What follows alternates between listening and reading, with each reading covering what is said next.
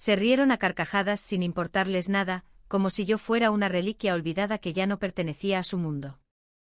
Me quedé allí de pie con cada latido raspando contra 25 años de silencio. El hombre que lideraba las burlas era el mismo soldado al que una vez saqué de una cabina en llamas, el mismo que luego firmó el informe que destruyó mi reputación. Me llamó piloto fracasada. Yo no lo llamé nada. Porque cuando la traición viene de la vida que salvaste, las palabras no importan. Solo la memoria. Y mi nombre es Carmen Robles. El calor en Albacete no se sentía como la luz del sol. Se sentía como un recuerdo. El aire reverberaba sobre la pista de la base aérea de los Llanos. Al bajar del coche el olor a combustible de aviación me envolvió como un viejo fantasma indeseado. Habían pasado 25 años desde la última vez que pisé este lugar, pero el suelo seguía pareciendo el mismo. Las mismas grietas, el mismo polvo seco de la mancha, el mismo silencio que una vez se tragó todo lo que yo era. Nunca planeé volver. Después de irme construí una vida tranquila en Jaca, al pie de los Pirineos, dando clases de aerodinámica en una academia de vuelo. Manteniendo un perfil bajo, mi nombre aún más bajo, hasta que llegó una carta del Ministerio de Defensa, una invitación para unirme a un nuevo programa llamado Proyecto Zenit como asesora táctica. Estuve a punto de rechazarla hasta que leí una línea que me heló la respiración: nadie entiende los patrones de combate clásico mejor que Fénix 1. Ese nombre el que borraron de todos los archivos después de 1999. La primera mañana en el Proyecto Zenit, nos convocaron a una reunión de bienvenida. La sala era todo acero inoxidable y un brillo fluorescente deslumbrante. Los jóvenes oficiales se alineaban rebosantes de café y arrogancia. Me presenté con una sola frase. Una risita burlona y despectiva provino de la parte trasera, a contraluz. ¿Tú, piloto? Algunos otros se rieron. El sonido era agudo, metálico y familiar. No respondí. Simplemente golpeé mi bolígrafo 3 veces contra la mesa, un reflejo que no había usado en décadas. La mayoría lo ignoró. Solo un hombre en la esquina, mayor, callado y con las sienes plateadas, levantó la cabeza, entrecerrando los ojos como si hubiera visto a un fantasma cruzar la puerta. Cuando terminó la reunión, pasé junto a la oficina de mando. En la puerta una placa de latón atrapó la luz: Coronel Tomás Herrero. El nombre me golpeó como una turbulencia en el pecho. El hombre cuyo informe había acabado con mi carrera ahora dirigía el programa para el que me habían llamado a asesorar. El sol de fuera caía a plomo cuando pisé la pista de nuevo. El viento arrastraba tierra seca contra mis botas. En algún lugar a lo lejos, un débil tono de advertencia resonó en mi mente, el mismo con el que había vivido desde el día en que todo se vino abajo. Todavía no había cesado. Comencé leyendo lo que me entregaron, los expedientes del Proyecto Zenit y los estudios de caso que Tomás había aprobado. Una sección me cortó la respiración: el resumen de la pérdida en el entrenamiento de 1999. La línea que importaba me mencionaba por mi nombre, acusándome de no responder a una llamada de auxilio, de abandonar la unidad, declarándome no apta para el mando. La sangre me martilleó detrás de los ojos. El recuerdo afloró de cómo había regresado hacia el infierno de calor y había sacado a un hombre de una cabina en llamas, el roce de su respiración ronca contra mi hombro, su peso sobre mis brazos. Borja, un ingeniero callado con las manos ásperas de alguien que había pasado su vida entre bastidores de servidores y consolas, deslizó un café solo por la mesa y bajó la voz. Me advirtió que no dejara que Tomás me viera estudiando ese archivo. Confesó que había sido Tomás quien había presentado el informe final y que los datos de la caja negra habían sido convenientemente catalogados como perdidos. Copié el archivo oficial en mi portátil y lo comparé con un viejo registro que había guardado. Las firmas estaban mal. Los números de serie no coincidían. Las marcas de tiempo habían sido alteradas. Alguien había reescrito la historia. Esa noche mi hijo Hugo me escribió un mensaje diciendo que Tomás lo había recomendado para el equipo de pruebas del Zenit. El pecho se me oprimió con tanta fuerza que apenas podía respirar. Hugo no sabía lo que le habían hecho a mi vida, quien había firmado el informe que calcinó mi carrera. Quedó claro que Tomás quería algo más que silencio sobre el pasado. Quería poder sobre el futuro. Cerré la pantalla y observé mi reflejo en el cristal. El desgastado pin de Fénix 1 reposaba sobre el escritorio, mostrando sus marcas de guerra. Si alguien tenía la intención de enterrar la verdad, no sabía lo profundo que yo ya había cavado. A la mañana siguiente me paré frente a los alumnos en la sala de simulación, con las pantallas parpadeando como sistemas meteorológicos distantes. Sus ojos me evaluaban con un fino escepticismo. Al fondo, una única mujer mantenía los hombros rectos, ocultando los nervios tras una mandíbula firme.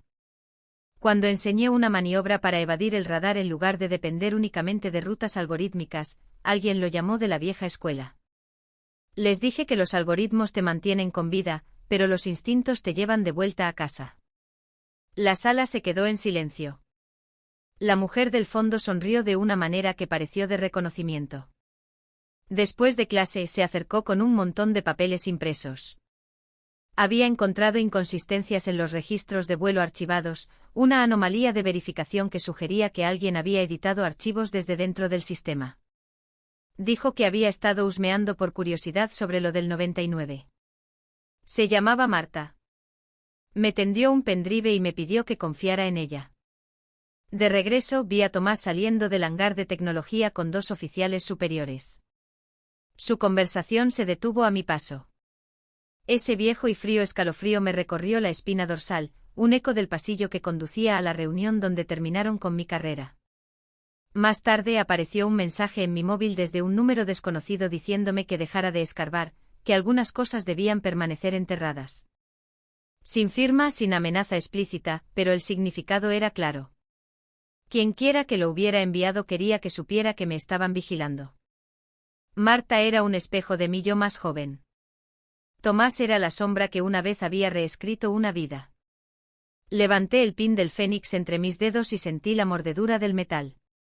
Si quería pelear, descubriría que no había vuelto para quedarme sola en la batalla. Para la segunda semana, el secarral manchego parecía presionar sus palmas contra los muros de la base. La temperatura había subido a unos sofocantes 41 grados, e incluso el aire dentro de la sala de reuniones se sentía pesado, denso por el aliento reciclado y la tensión.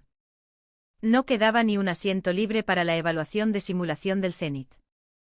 Marta dirigió la operación táctica de forma impecable, su precisión cortando las nubes holográficas hasta que Tomás la interrumpió. Se levantó con esa misma compostura petulante que siempre precedía a algo cruel. «Detened la simulación», ordenó. «Hagámoslo a la manera real».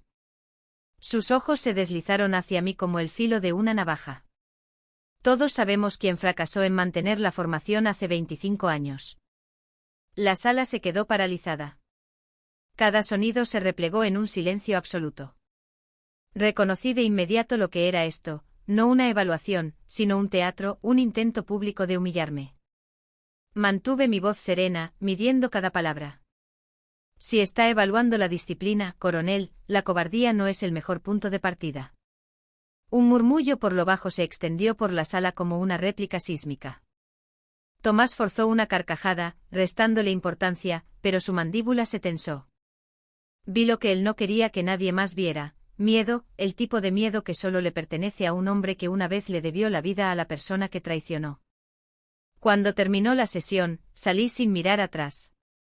Detrás de las puertas al cerrarse, las risas ahogadas se extinguieron. El aire del pasillo se sentía metálico en mis pulmones. Marta me alcanzó con fuego ardiendo en sus ojos. ¿Por qué dejaste que dijera eso sin contestarle? Le dije la verdad. La victoria no es de quien grita más fuerte. Me miró con dudas, demasiado joven para entender que el silencio a veces puede ser mucho más ensordecedor que la rabia. Esa noche apareció un correo electrónico en mi bandeja de entrada. Sin nombre, sin asunto, solo 4 palabras, para Fénix 1, confidencial. Dudé un momento y luego abrí el archivo adjunto. Estática, una alarma de advertencia, mi propia voz de 1999, nítida a través de las interferencias. Tomás, quédate conmigo. Sube el morro. Sube. Luego el áspero crujido del metal seguido de una voz tensa, la suya. Ha dado la vuelta. Viene a por mí. La grabación se cortó. Una sola línea descansaba debajo. Guardé esto durante décadas. El mundo debería escucharlo. El nombre del archivo decía Salgado-out-1999, BAP. Se me cortó el aliento. Salgado. Mi antiguo comandante. El hombre que desapareció justo después del accidente. Si todavía estaba vivo, la justicia no había muerto por completo. Solo estaba esperando a alguien lo suficientemente valiente para desenterrarla. Una rápida búsqueda en los registros del personal lo confirmó. Salgado estaba vivo, residiendo en la residencia militar de San Juan en Alicante, a un par de horas en coche. Bajé la mirada hacia la insignia de Fénix 1 que descansaba sobre mi escritorio y luego empecé a hacer la maleta. Por primera vez en 25 años, no huía de mi pasado. Conducía directamente hacia él. La residencia militar olía a antiséptico y a pino mediterráneo. Los pasillos estaban en silencio, salvo por el distante arrastrar de los zapatos de las enfermeras y el leve zumbido de una máquina de oxígeno. Salgado estaba sentado junto a una ventana con vistas al paisaje árido, con el sol esculpiendo líneas doradas en su rostro ajado. Sus hombros eran estrechos bajo una chaqueta descolorida, pero su postura seguía siendo la de un soldado. Sin girarse, habló. Sabía que volverías, Fénix. Hacía décadas que nadie me llamaba así. Le hice la pregunta que había cargado a lo largo de todos esos kilómetros. ¿Guardaste la verdadera caja negra? Asintió una vez. Querían que se destruyera. Les di una copia. ¿Lo sabía Tomás? Él sonrió con suficiencia, cansado pero perspicaz. No, él solo sabía que me obligaron a jubilarme por romper el protocolo. Porque proteger tu nombre habría significado exponer el suyo. Dime, Carmen, ¿el honor de quién crees que estaban preservando? Mis uñas se clavaron en el reposabrazos hasta que sentí que la piel se rompía. Salgado abrió un cajón y sacó un viejo disco duro externo etiquetado con un rotulador descolorido que decía registro de vuelo original Fénix 1. Pensé que nunca vendrías, dijo. Pero sigues siendo la única que merece tenerlo. Me temblaron los dedos al cogerlo. Dentro estaba la grabación de la cabina sin editar, la prueba de que no había abandonado a nadie. La prueba de que Tomás había perdido el control y que yo había dado la vuelta para salvarlo. Me contó que defenderme le había costado su carrera. Lo llamaron retiro disciplinario. La justicia puede ser enterrada, me dijo, pero aún respira. Solo espera a que alguien cabe lo suficientemente profundo. Al levantarme para irme, me miró de nuevo con voz débil pero urgente. Ten cuidado, Carmen. Tomás no es el único que quiere mantener el silencio. Su superior de entonces, ahora está más arriba, es un alto cargo ministerial. El nombre me cayó como un jarro de agua fría. El mismo hombre que había firmado la carta invitándome a volver al proyecto Zenit. Cuando llegué a mi coche, el móvil vibró con un mensaje de un número desconocido. Deja de cavar, Carmen. Esta vez perderás mucho más que tus alas. Bloqueé la pantalla y me quedé mirando el horizonte teñido de rojo cobrizo. El paisaje ardía como una herida abierta. Ya perdí mis alas, susurré. Veamos con qué puedo volar ahora. El sol de la mañana golpeó los llanos como un foco, bañando la pista con un calor blanco y cegador. Dentro del salón principal, la revisión estratégica del proyecto Zenit ya estaba en marcha. Todos los oficiales de alto rango y asesores del Ministerio de Defensa habían ocupado sus asientos. Podía sentirlo en mis huesos. Este era el final de la partida. La sala de reuniones vibraba con tensión y aire reciclado. La luz fluorescente destellaba en la mesa de acero mientras Tomás subía a la tarima con una fanfarronería que seguramente había practicado frente al espejo. Señoras y señores, el proyecto Zenit definirá la próxima era del combate aéreo. La simulación parpadeó en la pantalla y luego falló, mostrando el mismo patrón de error de hace 25 años. Sonrió con sorna. Curioso, el sistema ha vuelto a fallar. Quizás nuestra asesora pueda opinar, alguien con mucha experiencia en fracasos. La risa que siguió fue tenue pero afilada. Cada risita era una cuchilla encontrando su marca. Me levanté con voz firme. Coronel Herrero, el sistema ha fallado porque alguien lo construyó sobre una mentira. La sala enmudeció. Metí la mano en mi bolso y puse la vieja insignia de Fénix 1 sobre la mesa. Hace 25 años, usted falsificó un informe. Dijo que lo dejé atrás, pero la verdad es que la puerta se abrió de golpe antes de que yo pudiera terminar de hablar. Una voz profunda y rasposa resonó desde la entrada. Ella volvió a por ti. Las cabezas se giraron. El general Salgado estaba en el umbral, con las medallas de plata brillando en su uniforme, un bastón en una mano y la espalda tan recta como siempre. Se detuvo a mi lado y me saludó militarmente. Fénix 1, señora. Cualquier rastro de sonido murió. Los jóvenes oficiales que antes se habían reído estaban de repente en pie, saludando por inercia. Salgado puso el disco duro original sobre la mesa y preparó la grabación. La estática llenó la sala seguida por mi voz. Más joven, tensa pero clara. Aquí Fénix 1, regresando para recuperar al piloto derribado. Repito. Regresando para recuperar. Negativo Fénix 1, aborte. Todavía respira, voy a volver. Luego el choque. El silencio absoluto y la pantalla se oscureció de nuevo. Tomás se levantó con la voz quebrada. Eso está editado. La voz de Marta cortó el aire desde la cabina de control. Entonces tal vez pueda explicar esto otro, señor. Otro clip de audio empezó a reproducirse. La voz de Tomás, fría e inconfundible. Si hablas, Carmen, la carrera de tu hijo termina aquí. El silencio que siguió fue sepulcral. Un asesor de defensa se inclinó hacia adelante con una voz apenas audible. ¿Es esa su voz, coronel Herrero? Tomás no respondió. El sudor le resbalaba por el cuello mientras sus ojos clavaban la mirada en el suelo. Cogí la insignia de Fénix sintiendo el metal cálido en mi mano. Se rió porque lo había olvidado, pero algunos de nosotros lo recordamos todo. En la pantalla, Marta lanzó la simulación final. 3 aviones de combate elevándose en formación, con sus estelas de fuego dibujando la forma de un fénix. Me giré hacia Salgado. Él sonrió levemente. Bienvenida de nuevo, señora. 2 días después de la reunión, la base de los Llanos entró en estado de cierre total.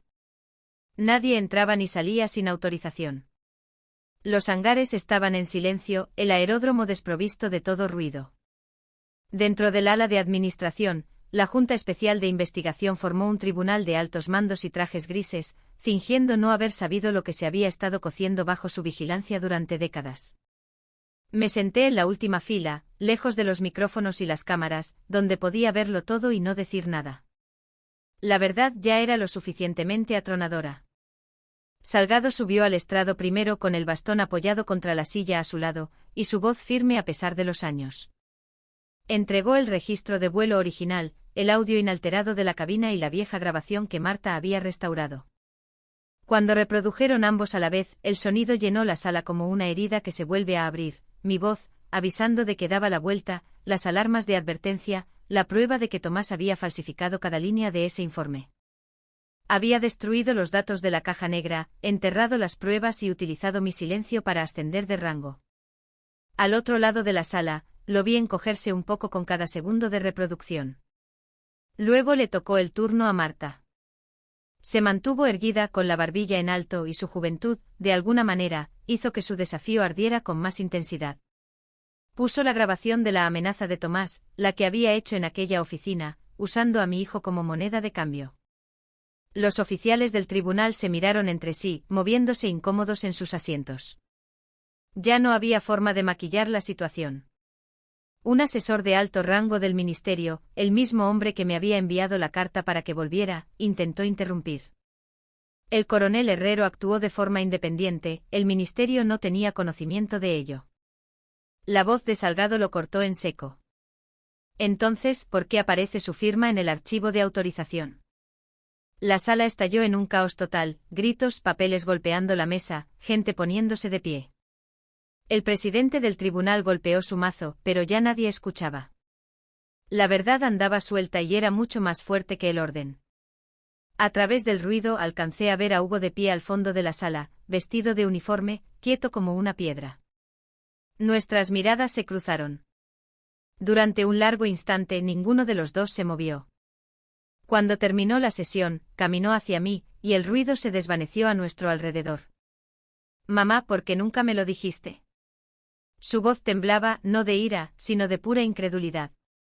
Le puse una mano en el hombro. Porque merecías volar por ti mismo, no bajo mi sombra. Asintió con la mandíbula tensa, intentando mantener la compostura. Sus ojos bajaron hasta la insignia de Fénix 1 prendida en mi chaqueta. Bajo la luz fluorescente volvía a brillar tras 25 años de polvo y silencio. Para esa noche la noticia se había extendido por todas las redes militares. Las grabaciones se filtraron y los titulares estallaban: fraude en el proyecto Zenit al descubierto, Tomás Herrero despojado del mando, altos cargos del ministerio bajo investigación. Me ofrecieron la reincorporación, un regreso honorífico al proyecto Zenit. Lo rechacé. Que construyeran algo nuevo, necesitaban alas más jóvenes, no unas viejas y chamuscadas para recordarles el fuego. Al salir, el sol de la estepa se ocultó tras los hangares, dejando el aire tranquilo y bañado en oro. La justicia no ruge, pensé. Zumba silenciosamente a 30.000 pies de altura, constante, invisible e imparable. La mañana se posó suavemente sobre Jaca, el tipo de mañana que se siente como un perdón. Las cumbres del Pirineo aragonés brillaban con un tenue resplandor dorado, y las nubes rodaban lentas y silenciosas por sus crestas. Volvía a estar en casa. Sin uniforme, sin base, sin rango, solo yo al aire libre. El silencio era diferente aquí. No exigía nada. Simplemente existía. Sobre la mesa descansaba una foto que no había visto entera en décadas, el viejo Escuadrón Fénix, 1999. La esquina que había sido arrancada durante la investigación ahora estaba parcheada con celo transparente, como si el propio tiempo hubiera intentado remendarla. Marta la había enviado junto con una pequeña nota de caligrafía cuidadosa. Volamos porque tú lo hiciste una vez. Repasé los rostros de la foto con los dedos, las versiones jóvenes y entusiastas de nosotros mismos, ajenos a lo que los años nos arrebatarían. Sonreí sintiendo tanto el dolor como la calidez del recuerdo. Más allá de la ventana, pude escuchar el débil rugido de unos motores cortando el aire de la montaña. Salí al porche y levanté la vista. 3 cazas surcaron el cielo español en formación, elevándose y girando hasta dibujar las familiares alas de un fénix. La luz del sol atrapó sus fuselajes, destellando plata y fuego contra el azul del cielo. En el interior, la luz dio en la insignia de Fénix 1 sobre la mesa, haciéndola brillar como si estuviera viva de nuevo. El reflejo bailó por las paredes, parpadeando suavemente como el latido de algo que se había negado a morir. Se rieron porque lo olvidaron, susurré, pero yo sonrío porque lo recuerdo. Los cazas desaparecieron en el horizonte, dejando atrás un arco blanco que se desvaneció lentamente en el cielo matutino. Observé hasta que el sonido desapareció por completo, reemplazado únicamente por el rumor del viento a través de los pinos. El sol subió más alto y sus rayos se derramaron a través del cristal, iluminando la insignia hasta que brilló como una llama reavivada. El Fénix había resurgido una vez más, no por venganza ni por gloria, sino como un recordatorio. El honor, cuando es verdadero, nunca cae. Solo espera el viento adecuado para volver a alzarse.